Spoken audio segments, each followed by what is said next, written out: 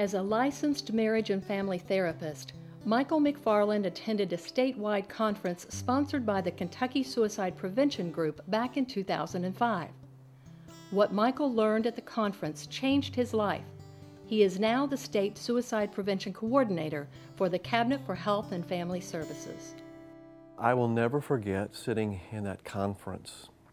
All of a sudden, this was no longer about being a professional clinician. Hearing people talk about suicide prevention, hearing some of the statistics that were out there, being introduced to information that I had not ever been exposed to before, something happened inside of me where I began to realize, hey, this is where you need to be, Mike. Something clicked inside of me. People are dying, and something needs to be done. When I think about, as a clinician, and suicide prevention, I've got to tell you that it is just not something that is talked about in the clinical circle that much.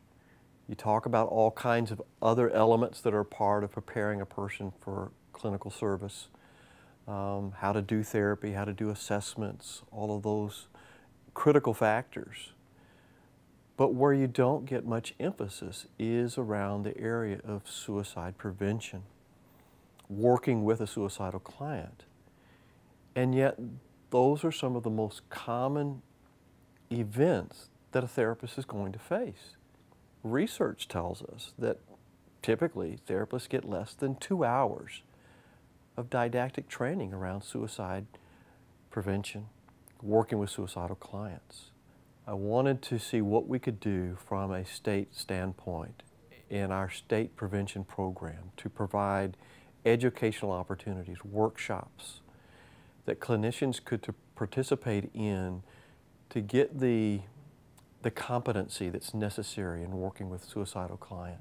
What is happening in terms of resources as we look at mental health right now is there's a real crisis across our nation. And so in many instances, community-based programs, those network of supports that are out there for people, many times are being withdrawn because of limited resources. That puts the therapist in a more critical role. That means therapists are having to deal with people more in crises.